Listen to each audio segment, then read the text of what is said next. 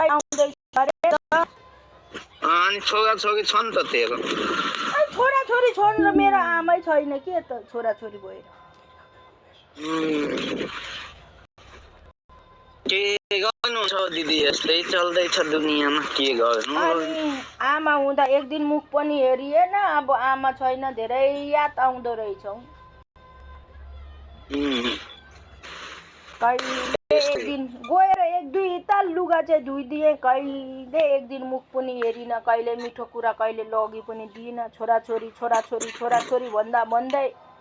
आमा गुमाको नै थाहा पत्तै पाइन ठुक्क जिन्दगी त्यस्तै हो अब सबै कुरा पाउँछ आमा पाउँदैन आमा बाउ के गर्नु त्यही उ लाग्छ यहाँ के नेपालमा के छ्यापछ्याप्ती टिकटक फेसबुक भरि आमाको मुख हेर्ने दिन आयो औँसी आयो भन्छ के अनि कस्तो लाग्छ के नहालो मेरो छेउछाउमा भन्नु मात्रै सक्दिनँ अब अनि गाह्रो हुन्छ नि त त्यो बेला अनि त्यही भएर ल ल राम्रो आफ्नो होस् गर अब तँलाई नेपाल आउने खर्च पनि छैन अब एक्लैले बुहारी र नानी कसरी बस्छ अब खोइ कहिले तेरो आउने जुट्दैन पनि के गर्नु पैसा त अब यहाँ सुन मेरो फुच्चेले भर्खर ऋण तिरिसक्नु आँटेको थियो अब 1 लाख जति छ उसको काकाको दिनु अनि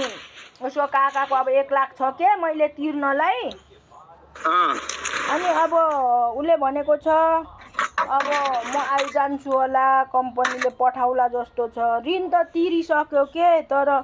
1 लाख जस्तो छ त्यो पनि अलिअलि जम्मा पारिसके अनि ऋण त छैन अब आउँछु भन्छ अनि अब कम्पनीले पठाउँछ भने त आउनु पर्यो नि के बसिरहनु भनेको अनि अहिले महिनामा कति कमाउँछ नि उता अनि मेरो महिनामा 25-30 हजार कमाउँथ्यो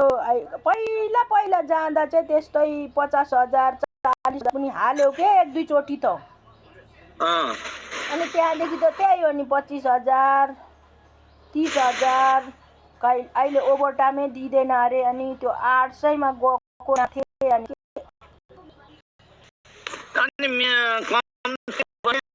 1,000 रुपियाँ त दिन्छ सुनेको थिएँ त खोइ त दिएन यस्तो युवा केटाहरूलाई पनि अनि त्यही भएर खोइ दिएन नि त्यही 800 दिएको थियो साउदी नुम भन्ने ठाउँमा खोइ त दिएन अब खोइ अहिले पठाउँदैछ लडाइँले केले भन्छ खोइ अब के गर्छ अनि त्यही भएर के पैसा यति नै दिनु सक्छु नानी तेरो खुट्टा यस्तो भएको छ भन्नु पनि सक्दिनँ के अब तैँले अब अलिक कमायो होला नानी गयो जम्मायो होला भन्छेस् अब जम्माउनु त अब नखाई भए त जम्मिन्थ्यो पनि होला नि अलिअलि त कमाएको नि ऋण तिरेर अब के गर्नु ऋण तिर्नै पर्यो उसलाई पठाएकोहरू असुल्नै परेको छ अनि तिनीहरू तिर्दा ओर्दा अब चाहिँ बल्लैले कमाउनु थाल्यो भनेको अब त्यही 1 लाख मात्रै थियो अब मान्छे नै आइपुगेपछि कताबाट तिरौँ भइगएको छ आयो भने हेर्नु के हुन्छ कसो हुन्छ मेरो त